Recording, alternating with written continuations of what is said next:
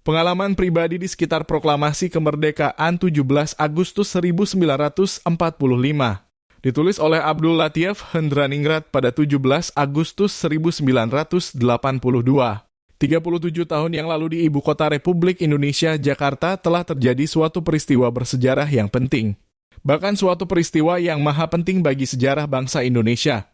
Suatu peristiwa yang telah ratusan tahun dirindu-rindukan oleh bangsa Indonesia, yaitu proklamasi kemerdekaan bangsa pada tanggal 17 Agustus 1945. Saya yang pada saat itu secara kebetulan bertempat tinggal dan bertugas di Jakarta. Menurut faktor-faktor historis objektif, mendapat kesempatan di dalam hidup saya untuk terlibat di dalam peristiwa bersejarah tersebut. Bersama-sama rekan-rekan saya sedaidan nama resmi Jakarta Shu Ubo Oi Gyugundai Idaidan. Seperti antara lain X, Shodancho Singgih. Seperti halnya dengan lain-lain peristiwa, maka kejadian tersebut itu mempunyai prolog dan epilognya.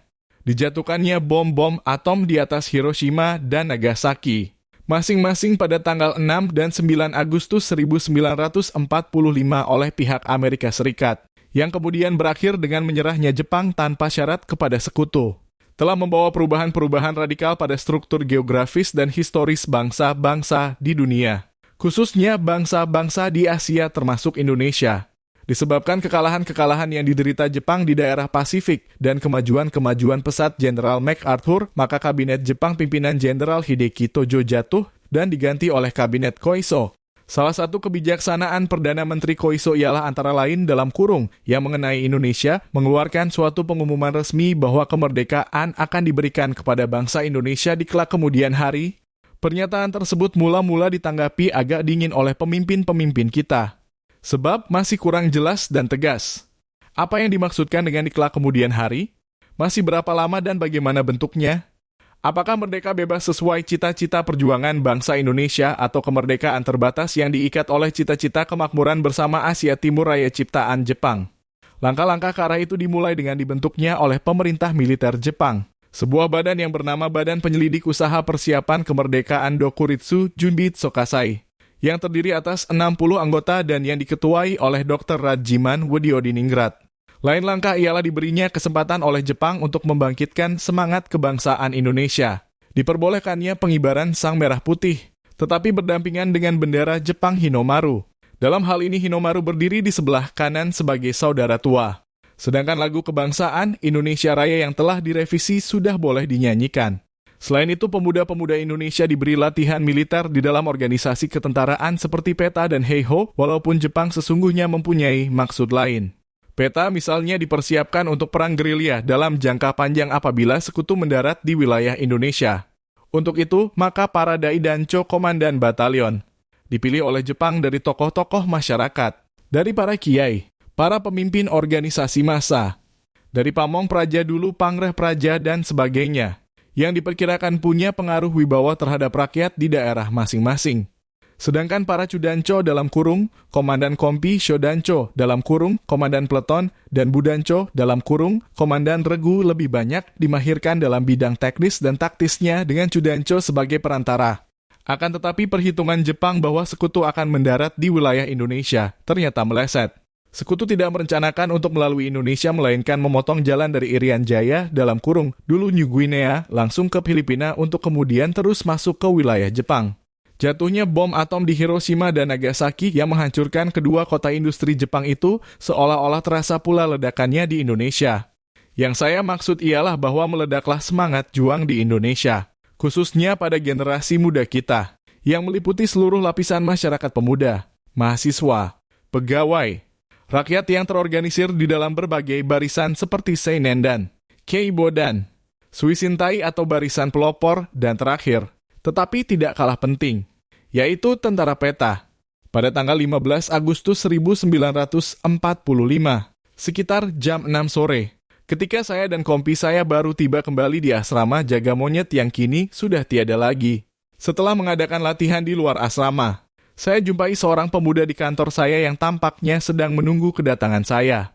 Lah adalah Yusuf Kunto, salah seorang tokoh pemuda yang saya kenal baik semenjak saya diinternir oleh pemerintah Hindia Belanda di kamp interniran Garut setelah pecah Perang Pasifik Desember 1941. Ternyata bahwa Yusuf Kunto membawa berita penting, yaitu bahwa Jepang telah menyerah. Saya sungguh terkejut mendengar berita itu seolah-olah merasakan ledakan bom atom. Dalam kekejutan itu saya hanya dapat mengucapkan dan kita belum merdeka. Maksud saya, kemerdekaan belum diproklamasikan, belum dinyatakan. Yusuf Kunto mengangguk-angguk dengan penuh pengertian. Itulah masalahnya sekarang, katanya. Kini Jepang telah berbalik kanan dan menghadapi kita menjalankan perintah sekutu untuk menjaga keamanan dan ketertiban. Untuk menjaga status quo. Sebentar lagi sekutu akan mendarat dan Belanda akan kembali menjajah kita, tambahnya. Ia menceritakan bahwa ada anak-anak kita dari Hoosokyoku dalam kurung pegawai radio yang secara sembunyi-sembunyi telah mendengarkan siaran The Voice of America dari San Francisco. Apa yang akan kita perbuat? Tanya saya. Yusuf menjelaskan bahwa pada saat itu para pemuda mahasiswa di Menteng 31 sedang berkumpul untuk memperbincangkan tentang kemungkinan mendesak Soekarno-Hatta agar Bung Karno mau memproklamirkan kemerdekaan bangsa Indonesia secepat-cepatnya. Jika mungkin hari ini juga, tegasnya. Dasar semangat pemuda yang meluap-luap. Perlu saya kemukakan di sini bahwa Soekarno-Hatta dan Dr. Rajiman sedang dipanggil oleh Laksamana Terauchi ke Dalat, Saigon, perihal kemerdekaan yang telah dijanjikan oleh Jepang itu. Menurut Bung Hatta dalam bukunya yang berjudul Bung Hatta Menjawab halaman 131. Pada pertemuan itu mengatakan Laksamana Terauchi menyatakan kepada saya keputusan pemerintah Jepang untuk menyerahkan soal kemerdekaan kepada Panitia Persiapan Kemerdekaan Indonesia. Katanya, tuan-tuanlah melaksanakannya dan terserah kepada tuan-tuan sepenuhnya menentukan pelaksanaannya. Soekarno waktu itu menanyakan, kalau seminggu lagi saya laksanakan apa bisa? Terserah kepada tuan-tuan, kata Terauchi. Jika kita perhatikan kalimat-kalimat yang baru saya kutip tadi, maka yang menarik antara lain adalah keputusan pemerintah Jepang untuk menyerahkan soal kemerdekaan kepada Panitia Persiapan Kemerdekaan Indonesia.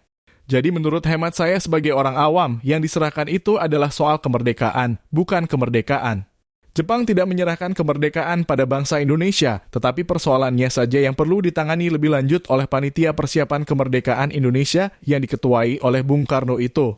Hal ini perlu saya kemukakan oleh karena tulisan-tulisan di luar negeri amat negatif tentang kemerdekaan Indonesia. Misalnya tulisan Dr. De Graaf Belanda dan Profesor Kahin Amerika Serikat yang mengatakan bahwa kemerdekaan Indonesia itu adalah hadiah dari Jepang dengan imbalan kesediaan Indonesia untuk tetap membantu Jepang dalam peperangan. Dalam kurung kutipan dari buku Mr. A. Subarjo Joyodi Suryo berjudul Lahirnya Republik Indonesia, halaman 58 dan seterusnya. Kembali pada keresahan pemuda, mahasiswa, barisan-barisan rakyat serta peta maka pada tanggal 15 Agustus 1945 itu. Pada malam hari wakil-wakil pemuda menghadap Bung Karno di tempat kediamannya. Dulu di Jalan Pegangsaan Timur 56. Mereka adalah Wikana dan Darwis. Pertemuan ini dihadiri pula oleh Bung Hatta dan Mr. Subarjo. Maksud pemuda ialah untuk mendesak Bung Karno agar memproklamirkan kemerdekaan Indonesia secepat-cepatnya atas nama bangsa Indonesia, bukan atas nama panitia yang ciptaan Jepang itu. Kemerdekaan itu harus kemerdekaan oleh bangsa Indonesia sendiri. Jangan suatu kemerdekaan sebagai hadiah Jepang. Demikian alasan dari wakil-wakil pemuda tersebut. Perdebatan antara kedua pihak menjadi sengit dalam hal mana Bung Hatta ikut campur tangan. Kedua belah pihak saling menantang dan akhirnya tidak tercapai kata sepakat antar mereka. Pemuda pada waktu itu berpendapat bahwa Bung Karno dan Bung Hatta terlampau terpengaruh oleh gunsekan kepala pemerintah militer Jepang dengan alasan belum mendengar secara resmi tentang penyerahan Jepang. Walaupun sesungguhnya sudah dapat diterka sebelumnya ketika berkunjung ke Dalat tersebut. Karenanya para pemuda memutuskan untuk menjauhkan kedua pemimpin itu dari pengaruh gunsekan dengan memindahkan keduanya keluar kota. Dalam hal ini pemuda dibantu oleh Peta yang diwakili oleh Shodancho Singgi. Peta kemudian memegang peranan. Dan terjadilah kemudian peristiwa Rengas Dengklok. Sebelum kita lanjutkan ada baiknya jika saya sekedar menggambarkan situasi saya pada waktu itu. Daidan Jakarta dalam kurung sebesar 1 batalion dipimpin oleh seorang Daidancho dalam kurung dan Yon yaitu Mr. Kasman Singodimejo. Daidan terdiri atas 4 cudan dalam kurung, kompi setiap cudan terdiri atas 3 shodan dalam kurung peleton, dan setiap shodan terdiri atas 4 bundan dalam kurung regu 10 orang. Saya sendiri di waktu itu adalah Dai 1 Cudancho dalam kurung dan Ki 1, adapun sebagai Dai 2 Cudancho dalam kurung dan Ki 2 ialah saudara Pademan. Sebagai Dai 3 Cudancho dalam kurung dan Ki 3 adalah saudara Abdul Karim dalam kurung Mayor Purnawirawan sudah almarhum, dan sebagai Dai 4 Cudancho dalam kurung dan Ki 4 adalah saudara Sobekti dalam kurung Brigjen Purnawirawan. Selain itu masih terdapat staf batalion yang disebut Honbu sebagai Eisei Chudancho, dalam kurung Dr. Daidan, adalah Dr. Sutjipto. Shodancho Singgi yang memegang peranan dalam peristiwa Rengas Dengklok bertugas sebagai komandan peleton di Chudan 4. Lain-lain Shodancho yang turut memegang peranan adalah antara lain Shodancho Hamdani dalam kurung perwira peralatan dalam Honbu. Sesungguhnya masih banyak lagi lain-lain Shodancho, Bundancho, dan Gyuhi dalam kurung prajurit yang turut terlibat dalam gerakan proklamasi itu. Sayang sekali saya tidak ingat lagi. Mungkin saudara Singgi sendiri masih ingat. Oleh Komando Militer Jepang. Dalam hal ini Komando Teritorialnya Jakarta Banten. Telah diperbantukan sekelompok militer Jepang pada Daidan, Jakarta. Yang disebut Sidokan terdiri dari seorang perwira Sidokan Shoko dan beberapa orang bintara Sidokan Kasikan. Para Sidokan tersebut turut melatih ketentaraannya dan urusan dalamnya. Tapi di samping itu mereka mengawasi saya dengan ketat sehingga saya tidak diberi kesempatan untuk mengadakan hubungan luas dengan masyarakat di luar. Sehari-hari saya disibukkan dengan latihan-latihan pagi sore dan pelajaran-pelajaran semangat dalam kurung Seisin Kunwa pada malam hari. Dengan demikian saya agak hidup terpencil dari masyarakat. Setiap minggu diberi istirahat dan para prajurit diperbolehkan menengok keluarganya. Hubungan yang agak dekat ialah apabila saya mendapat kehormatan untuk melatih orang-orang luar, misalnya para mahasiswa dari Fakultas Kedokteran atau Sekolah Tinggi Islam. Selain itu juga ada organisasi rakyat atau organisasi pemuda lain, serta instansi pemerintah misalnya para jaksa yang latihan juga. Kehormatan yang tertinggi ialah melatih para anggota Chuo Sangiin, termasuk di dalamnya Bung Karno dan lain-lain pemimpin Indonesia. Tapi hal ini hanya untuk 2 hari saja. Dengan cara melatih itu maka saya mendengar banyak berita dari kawan-kawan luar tersebut misalnya mengenai perkembangan politik, ekonomi, dan tentang peperangan. Dikarenakan latihan-latihan seperti tersebut tadi maka para pemuda atau mahasiswa mengenal orang-orang Daidan Jakarta. Tidaklah mengherankan kalau terjalin suatu tali persahabatan antar kedua pihak yang ternyata sangat bermanfaat pada saat gerakan proklamasi, khususnya pada waktu peristiwa Rengas Dengklok. Peristiwa tersebut itu dikenal oleh umum sebagai penculikan. Saya sendiri, sebagai orang awam, tidak memandangnya demikian. Bung Hatta sendiri mula-mula menyebutnya penculikan dan saudara Singgih adalah penculik beliau, katanya. Saya sendiri tidak melihat gejala-gejala penculikan sebagaimana lazimnya perbuatan seperti itu yang kita kenal atau ketahui. Unsur paksaan sebetulnya tidak ada. Kedua pemimpin dalam kurung Soekarno dan Hatta sebetulnya dengan rela mengikuti kehendak pemuda. Sikap mereka sebagai orang yang lebih tua sebetulnya lebih mirip sikap mengalah untuk mengetahui bagaimana sesungguhnya pemuda mau melaksanakan proklamasi yang dikehendakinya itu. Sebab, di waktu perdebatan di kediaman Bung Karno, para wakil pemuda ditantang oleh kedua pemimpin, yaitu mempersilahkan mereka pemuda mencari caranya sendiri, juga mempersilahkan mereka untuk memproklamirkan sendiri kemerdekaan Indonesia di luar Soekarno dan Hatta. Lihat di buku Bung Hatta menjawab tentang hal tersebut. Bahkan Ibu Fatmawati dan Bayi Guntur ikut serta. Dan ketika Mr. Subarjo datang untuk menjemput mereka dari Rengas Dengklok, mereka dilepaskan oleh Chudancho Subeno dari Daidan Purwakarta dengan syarat bahwa kemerdekaan Indonesia harus lekas dilaksanakan sebelum tanggal 17 Agustus siang hari. Seperti uraian tersebut di atas, maka saya lebih condong untuk menggunakan istilah pengamanan. Maksud pemuda ialah juga agar dari tempat yang jauh ini Bung Karno berkenan menyatakan kemerdekaan Indonesia. Ini yang diuraikan oleh saudara Hairul Saleh kepada saya pribadi di Kebun Binatang dalam kurung sekarang TIM pada tanggal 16 Agustus pagi hari. Setelah gerakan pengamanan atas kedua pemimpin itu tanggal 15 Agustus tengah malam maka keesokan harinya, tanggal 16 Agustus. Saya sengaja pergi keluar asrama untuk mendapatkan lebih banyak informasi tentang maksud para pemuda. Saya berangkat dari asrama dengan membawa cudan saya. Seperti biasa untuk berlatih gerak jalan dan menuju Menteng Raya sekarang melalui gedung No 31. Dengan harapan dapat menjumpai salah satu dari kawan-kawan pemuda. Tapi tiada satupun dari mereka yang saya jumpai ketika melewati gedung Menteng 31 tersebut. Saya melanjutkan perjalanan sampai ke kebun binatang dan beristirahat di sana. Ternyata para pemuda berada di sana. Hairul Saleh dan lain-lain pemuda berada di sana. Sayang sekali bahwa sidokan saya ikut serta sehingga saya tidak bebas untuk berkomunikasi dengan para pemuda itu. Pembicaraan hanya dilaksanakan di belakang pagar saja. Berita-berita bahwa saya peta turut serta pertemuan dengan pemuda dalam kurung, maksudnya di dalam suatu ruangan adalah kurang tepat menurut ingatan saya. Saya tidak turut serta dalam pertemuan yang dimaksud.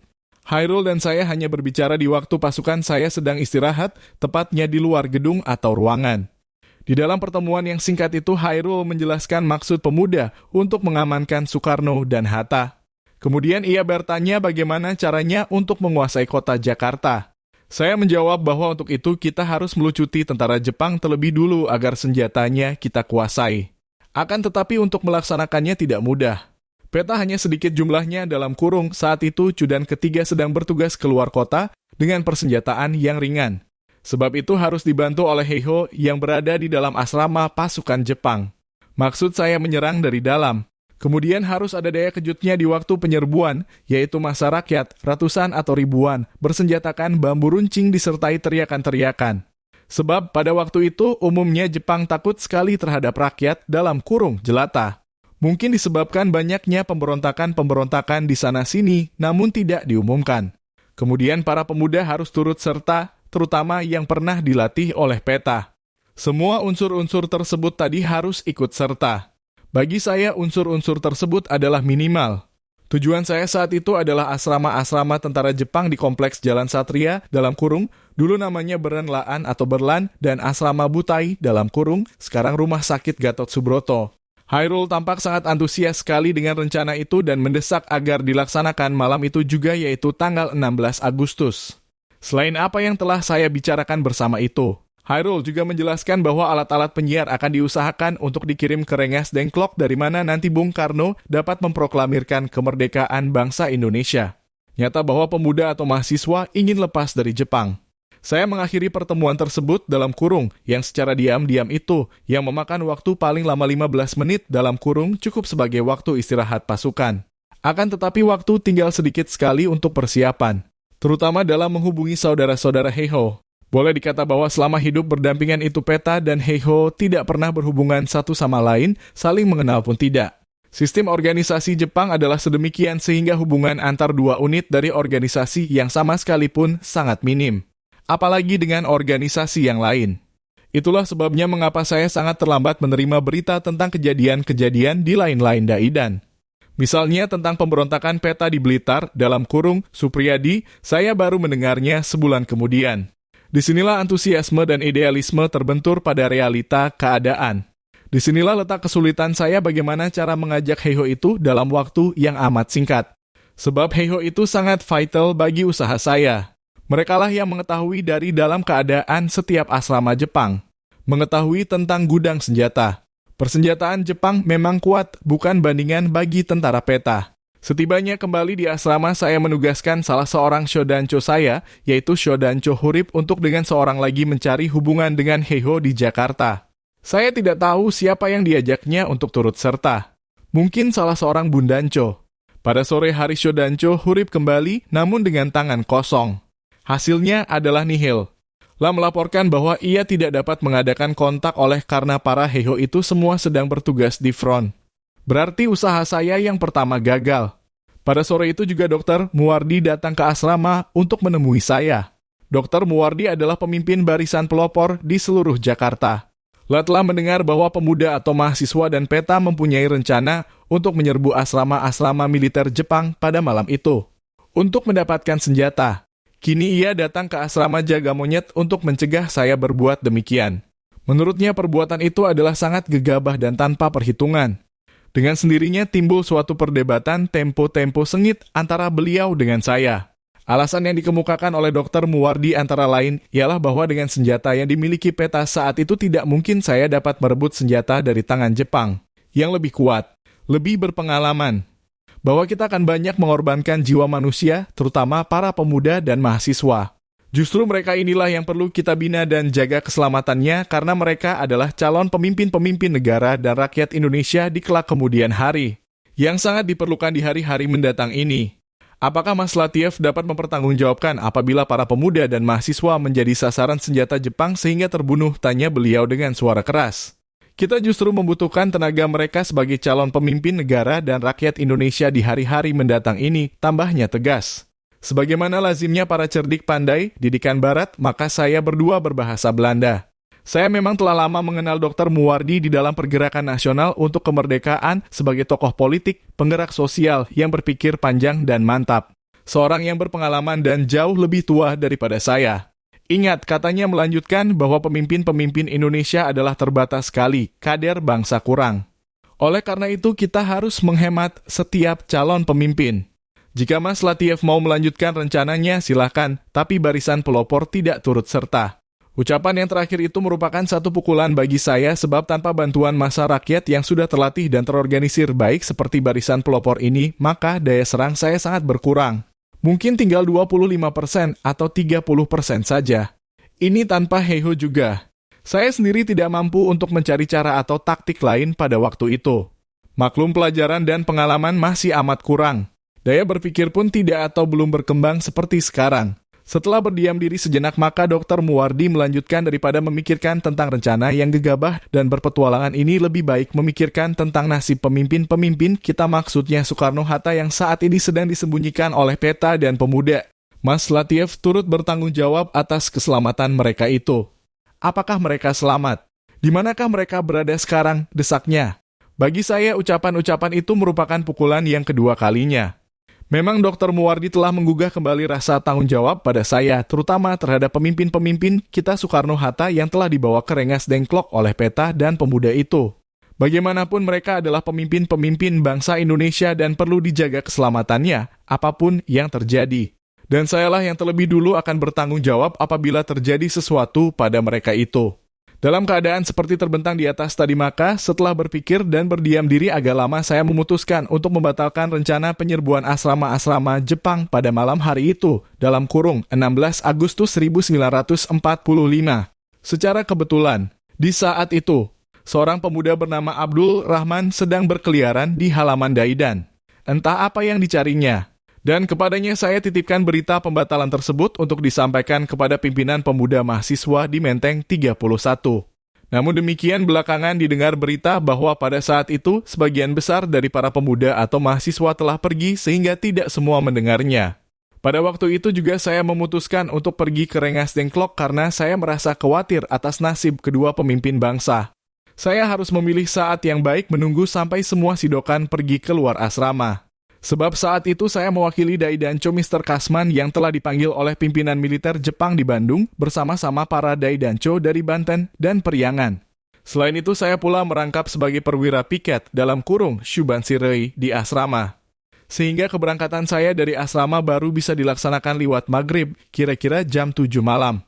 Saya berangkat ke Rengas Dengklok bersama-sama Dr. Muwardi dalam satu mobil, dengan singgah lebih dulu di rumah Bapak Suwiryo, saat itu sudah menjadi sicokan dalam kurung Wali Kota Jakarta.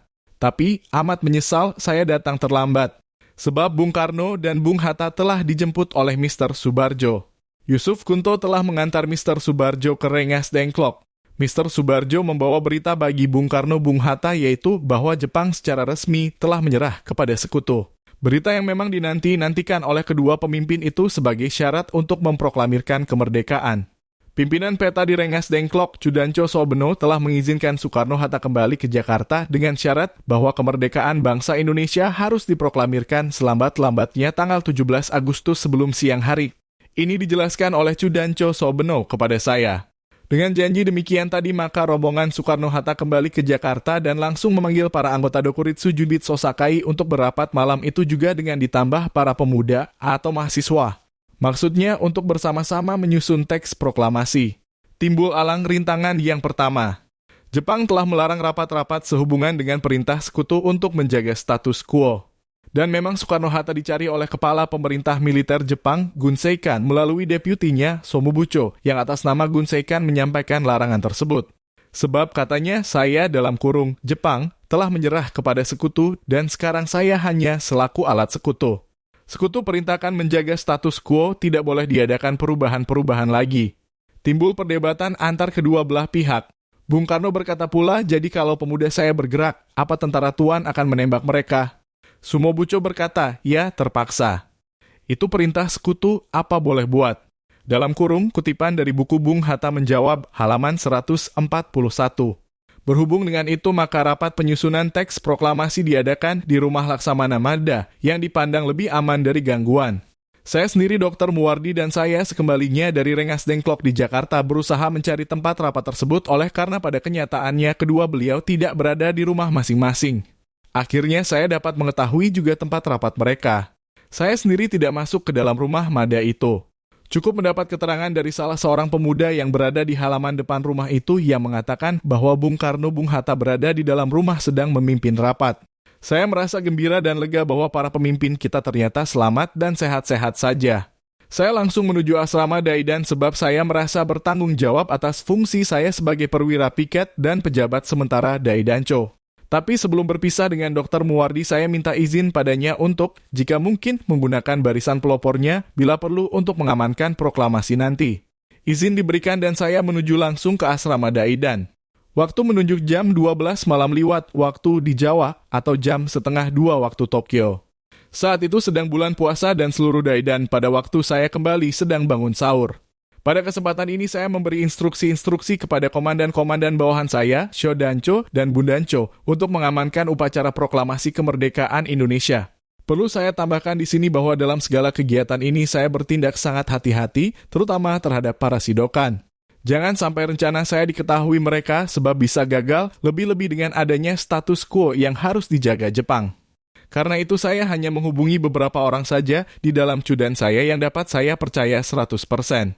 Salah seorang itu adalah Shikihancho Sukardi yang mengepalai staf cudan dalam kurung, Kompi.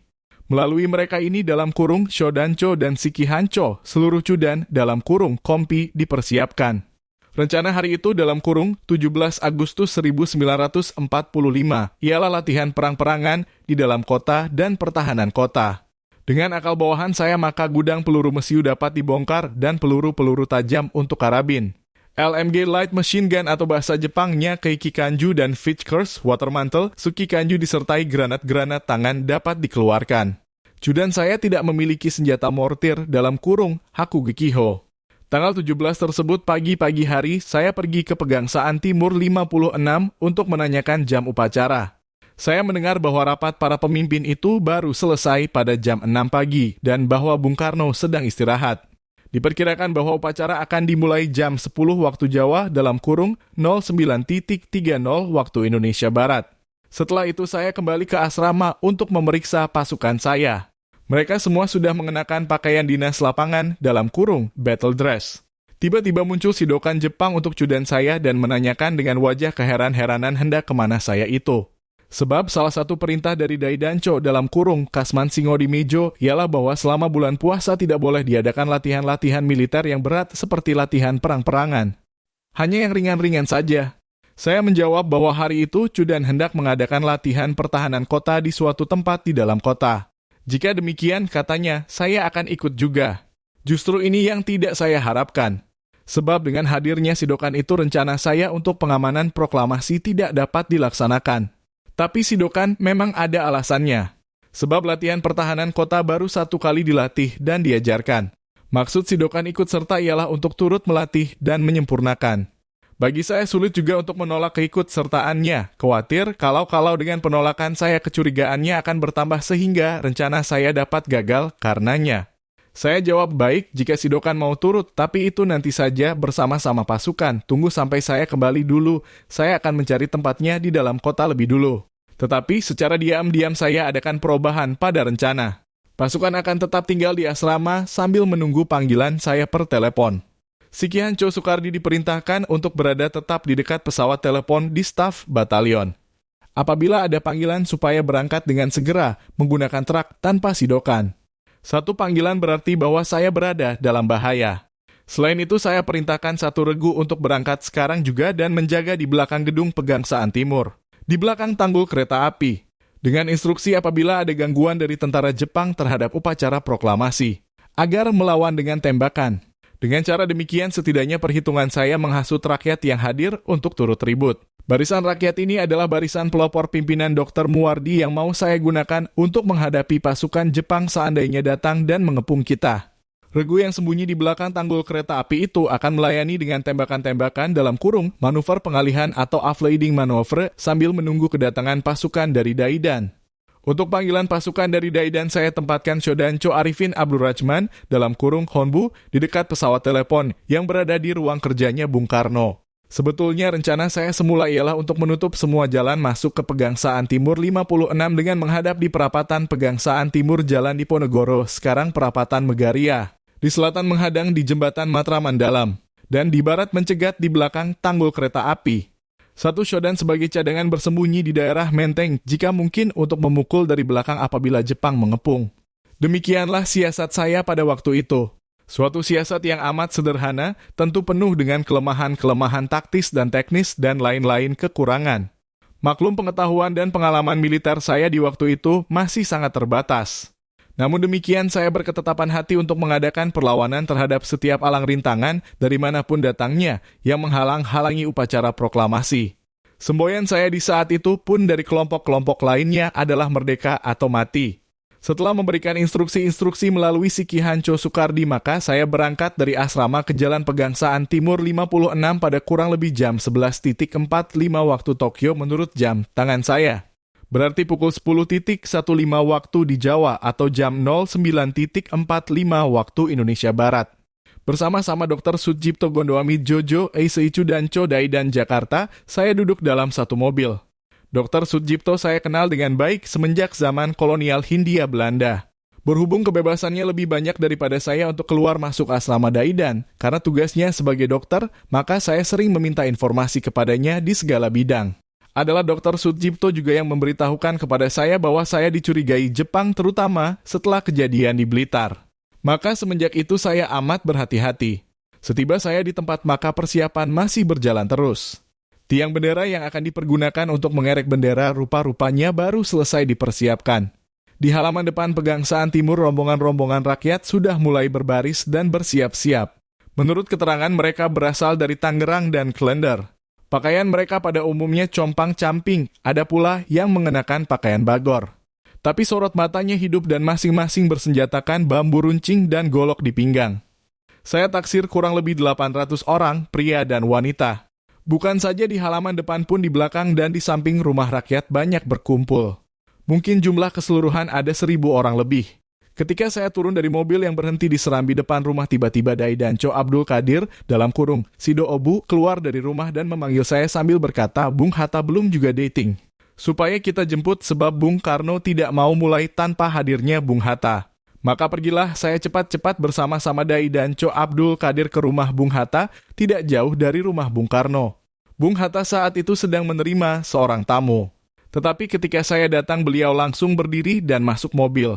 Sehingga di dalam beberapa menit saja beliau sudah tiba di Jalan Pegangsaan Timur 56.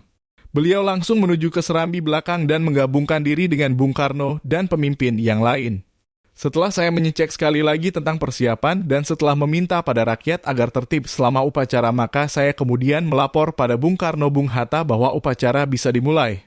Perlu dikemukakan di sini bahwa sikap para pemimpin kita dalam kurung Dwi Tunggal untuk tetap mengadakan proklamasi kemerdekaan pada hari itu juga adalah sungguh terpuji.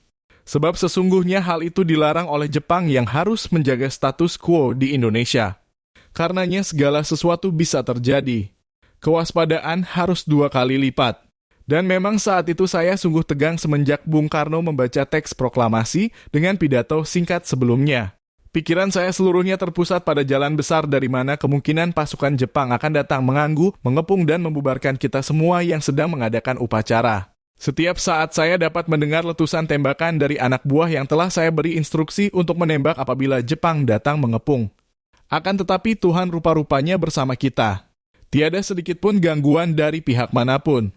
Pernyataan kemerdekaan bangsa oleh Bung Karno disusul dengan pengerekan bendera Sang Dwi Warna disertai nyanyian bersama lagu kebangsaan Indonesia Raya berjalan lancar.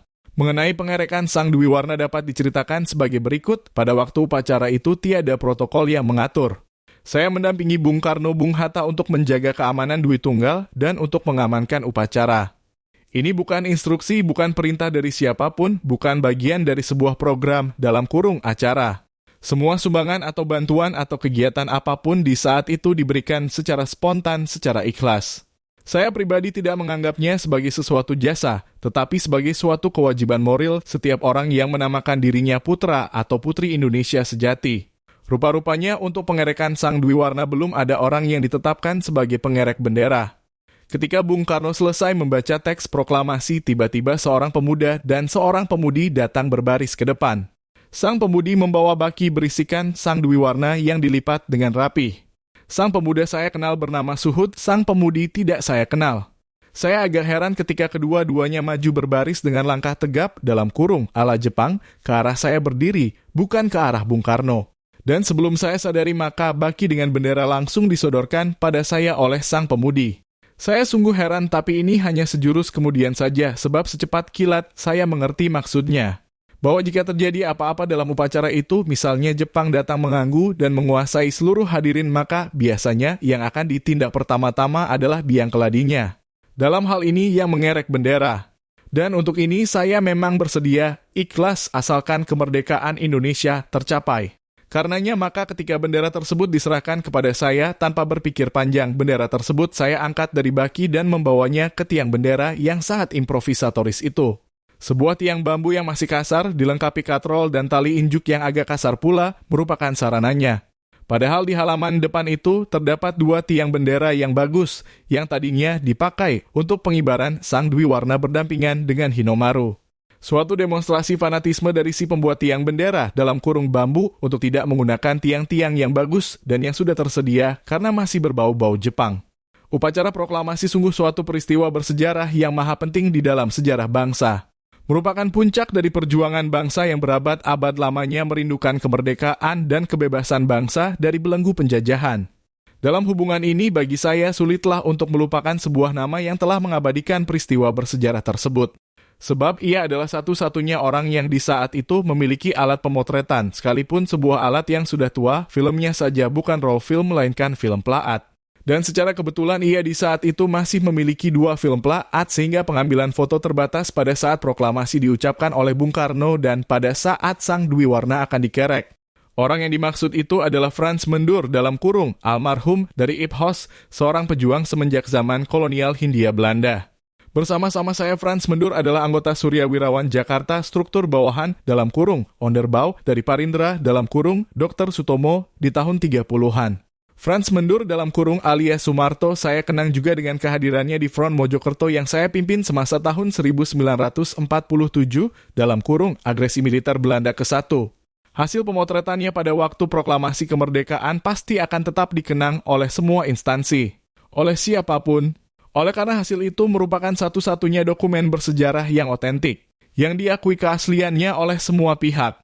Akan tetapi kemenangan bangsa Indonesia dengan proklamasinya itu disusul oleh sesuatu yang amat tragis, khususnya bagi para bekas peta. Pada tanggal 19 Agustus 1945 tentara peta dalam kurung dan juga Heiho dibubarkan oleh pemerintah Jepang. Padahal sehari sebelumnya, tanggal 18 Agustus, oleh pemerintah RI diumumkan bahwa peta dan Heiho dianggap sebagai induk tentara Republik Indonesia. Pada tanggal 19 Agustus 1945 itu Daidancho Mr. Kasman Singodimejo dan saya dipanggil oleh Butai Jepang Komando Teritorial Jakarta Banten dan oleh komandonya Butaicho disampaikan kepada saya berdua tentang maksud pemerintah Jepang. Baik Mr. Kasman maupun saya berusaha mencegahnya dengan motif bahwa Indonesia sebentar lagi akan menghadapi sekutu dan Belanda. Bahwa saya memerlukan senjata-senjata itu untuk mempertahankan kemerdekaan bangsa dan negara. Tapi Butaicho tetap pada pendiriannya dan minta agar saya menyampaikan tersebut pada seluruh Daidan. Sekembalinya saya di asrama Daidan maka langsung semua prajurit, Bundancho, Shodancho, dan Chudancho, juga anggota yang masih berbaring karena sakit, diusir dari ruang tidur oleh para sidokan Jepang untuk berkumpul di depan kantor Daidancho, berbaris seperti biasa, untuk mendengar pengumuman penting dari Daidancho. Katanya, dasar saya semua masih hijau, belum cukup pengalaman, masih tolol, sehingga kurang waspada, saya mengikuti instruksi para sidokan dan berbaris di depan Daidancho yang angkat bicara. Seluruh barisan menghadap ke jurusan timur, dengan demikian membelakangi ruang-ruang tidur kita di mana terdapat senjata-senjata kita dalam rak-rak. Maka pada waktu Daidancho angkat bicara, dan semua perhatian tertuju padanya, sepasukan tentara Jepang, yang telah dipersiapkan lebih dulu, masuk ruang tidur seluruhnya, mengumpulkan semua senjata yang terdapat di rak-rak, mengosongkan pula gudang peluru mesiu, memasukkannya ke dalam truk-truk yang mereka bawa, dan mengangkutnya keluar asrama sehingga pada waktu Daidancho selesai pidatonya semua ruang tidur dan gudang peluru sudah kosong dan bersih dari alat-alat senjata dan mesiu. Habislah riwayat peta Jakarta. Demikian juga dengan peta di seluruh Jawa. Sungguh saya menangis sebab perjuangan bangsa telah dikurangi dengan alat-alat yang vital yang justru saya perlukan pada saat-saat yang genting itu untuk menghadapi sekutu, termasuk kolonial Belanda, yang sudah dapat diperhitungkan akan kembali ke Indonesia untuk menjajahnya kembali. Sekalipun dilucuti senjatanya, namun senjata lain yang ampuh masih tetap dimiliki oleh para pejuang bekas peta, yaitu semangat juang dan jiwa patriotisme yang tak kunjung padam berapapun umur yang akan dicapai oleh masing-masing pejuang. Jakarta, 17 Agustus 1982.